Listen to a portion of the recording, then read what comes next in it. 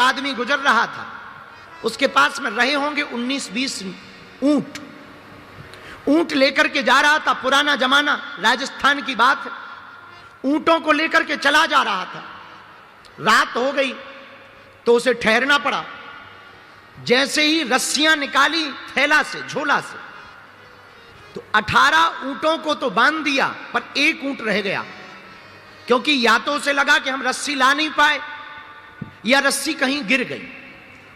अब वो बड़ी टेंशन में पड़ गया कि इस ऊंट को बांधा कैसे जाए। वेद प्रकाश ध्यान से सुनना। वो आदमी, सामने एक झोपड़ी में आदमी रहता था, पड़ोसी, सराय में रहने वाला एक झोपड़ी वाला आदमी था। उसे लगा कि इस आदमी के पास जाएं, बूढ़े आदमी के पास, शायद ये कोई रस्सी दे दे, ऊंट को बांध दिया जाए, वरना बड़ी दिक्कत होगी। रात भर ये भी खड़ा रहेगा, हमको भी रखवाली करनी पड़ेगी, और सो नहीं पाएंगे तो दिन में चलने में दिक्कत होगी। तो वो पड़ोसी के पास गया, जहां रुका था, उस झोपड़ी में गया, तो प्रार्थना की कि क्षमा करो, मैं एक यात्री हूं और मैं 19 ऊंटों का जत्था लेकर के जा रहा हूं, और मेरे पास 18 ऊंटों की रस्सी तो है, लेकिन एक रस्सी गिर गई। तो अगर आप बुरा ना मानो तो सुबह तक के लिए मुझे रस्सी दे दो, कल मैं जाऊंगा तो रास्ते में कहीं से खरीद लूंगा। तो उस बूढ़े आदमी ने कहा कि मेरे पास तो ऐसी कोई रस्सी नहीं, मैं तो बहुत फक्कड़ आदमी हूं, और रस्सी क्या, मेरे पास तो एक कपड़ा ही है, वो मैंने पहन रखा है, वरना मैं कपड़ा दे देता, पर अगर मैं कपड़ा दूंगा तो मैं नंगा हो जाऊंगा। एक ही धोती है मेरे पास, और रस्सी तो दूसरी है नहीं। तो इस आदमी ने कहा कि अब तो बड़ी दिक्कत हुई, लगता है मुझे रात जागना पड़ेगा, लगता है मेरी रात आज व्यर्थ जाएगी। तो उस बूढ़े आदमी ने बुला के कहा, इधर आओ, सुनो, तुझे पता है कि रस्सी नहीं है, ऊंट को थोड़ी पता है।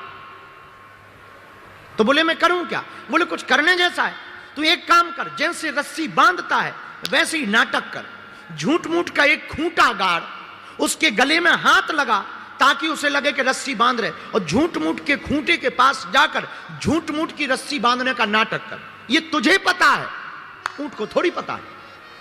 उसने कहा ऐसे में हो सकता? बोले तू करके तो देख, ट्राई अगेन।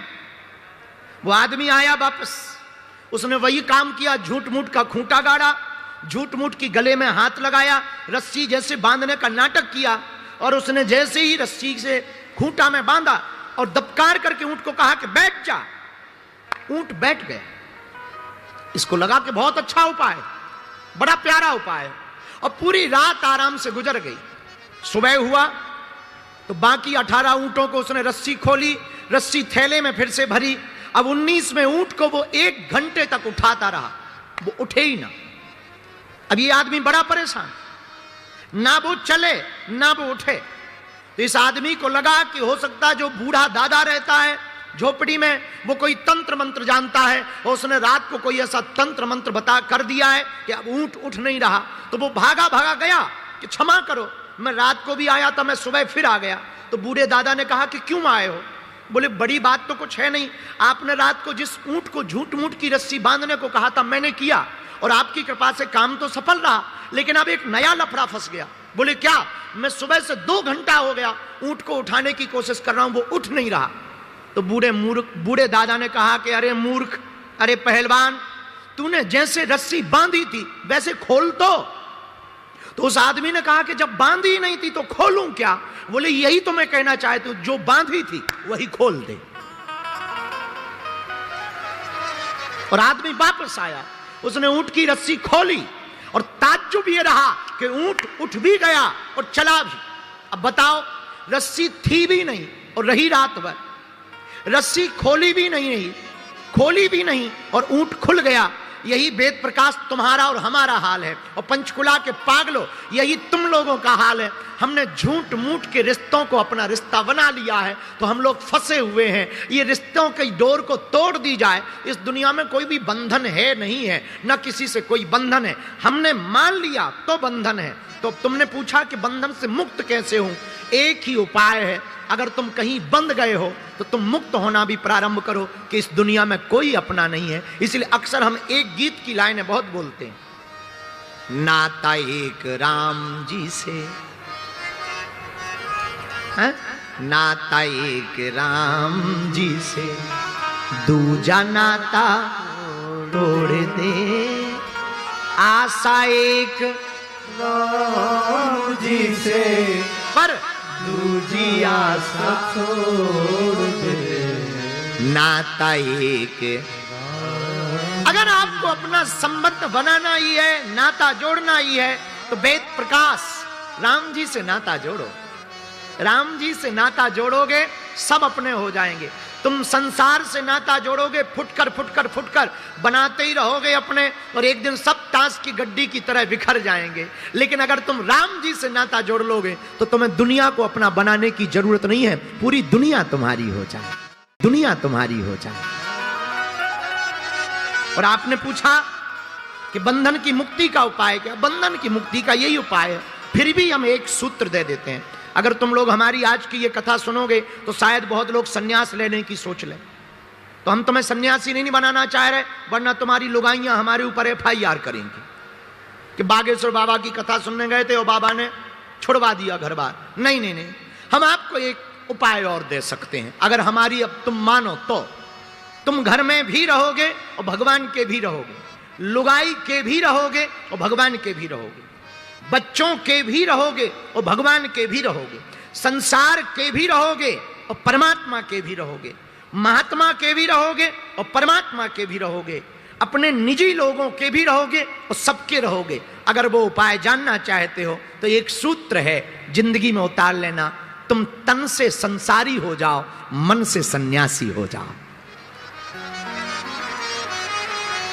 बहुत सटीक सूत्र है। तुम तन से तो संसारी रहो पर मन से सन्यासी हो जाओ। तुम्हारा मन ऐसा रहे जैसे कोई सन्यासी चला आ रहा हो, माथे पर तिलक हो या ना हो, पर वाणी में उसकी याद जरूर होनी चाहिए। गले में माला हो या ना हो, कोशिश पर होनी चाहिए, पर ना भी हो चल जाएगा, पर याद रहे हिंदुत्व फीका नहीं पड़ना चाहिए। मेरे पागलो, तुम अगर तन से संसारी मन से सन्यासी रहोगे, जीवन तुम्हारा सुधरा रहेगा। एक बात और जो कहने जैसी है, आपने पूछा है कि बंधन से मुक्त कैसे हो। देह को मैं मत मानो, तै में तोर तोर में माया। एक पेड़ पर की डाली पर दो तोता बैठे, एक तोता ने पेड़ को अपना मान लिया। क्यों? क्योंकि उसको लगता है कि ये आम देता है तो यही हमारा है, उसको अपना मान लिया।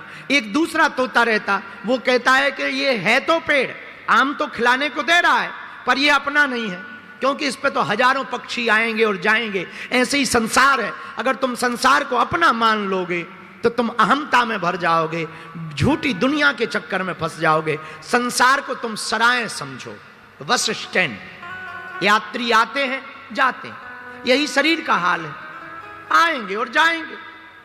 यही इस दुनिया का हाल है, जो आया है वो जाएगा। आया है सो जाएगा, राजा रंक फकीर। कोई सिंहासन चढ़ा, कोई बंधा जंजीर। धर्मी सिंहासन चढ़े और पापी डंडे खात। दया धर्म करते रहो, मानो मेरी बात। एक गांव में इतने पागल लोग रहते थे, उनके गांव में दिया नहीं जलता था, लाइट नहीं थी। पुराना जमाना, 80-90 साल पुरानी बात। तो गांव भर क्या करता था, पूरी रात जागता था और हाथ में तसला लेता था जैसे ही शाम होता था। और लोग पूछते थे एक दूसरे से, क्या कर रहे? बोले चलो अंधेरे को ढोएं, मकान में जाएं, तसले में ऐसे ऐसे भरें और बाहर फेंकें, फिर भरें, फिर पूरी रात यही करते थे। और सुबह आते ही जैसे ही सूर्योदय होता था, अरे भैया भग गया भग गया भग गया, फेंक दिया फेंक दिया फेंक दिया। ठटरी के बरे क्या हलवा फेंका? अरे वो तो सूर्योदय आते ही अपने आप अंधेरा भाग जाता है, लेकिन उनको लगता था कि हम भगा रहे तो अंधेरा भागा। पूरी रात यही हुआ। इतने में एक लड़की की शादी हुई। लड़की थी पंचकुला की, नाम था मुन्नी बाई। मुन्नी बाई की शादी हुई उस गांव में। अब रात भर फिर से घर वाले जागने लगे, तो उस बहू ने पूछा, ये रात को लोग शोर क्यों मचा रहे हैं? तो पति ने कहा, सब लोग अंधेरा ढोने के लिए जा रहे हैं, अंधेरे को भगाने के लिए जा रहे हैं। लड़की बोली, बड़े पागल हो, चूंकि पंचकुला की लड़की होशियार तो होती ही है।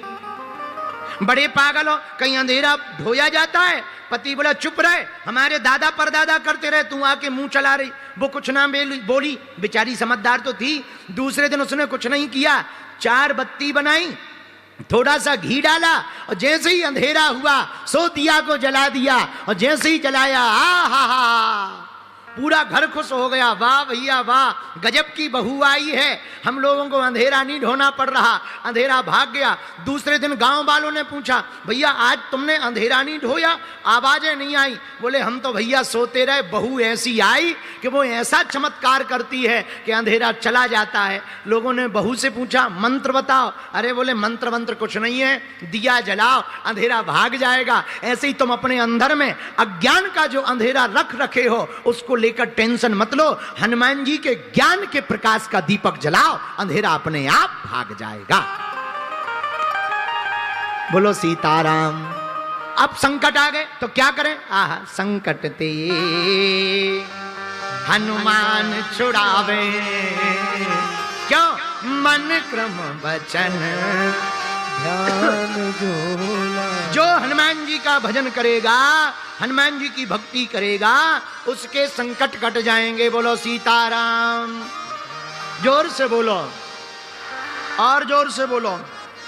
तो संकट काटने के लिए, संकटों को मिटाने के लिए हनुमान जी देखो क्या है।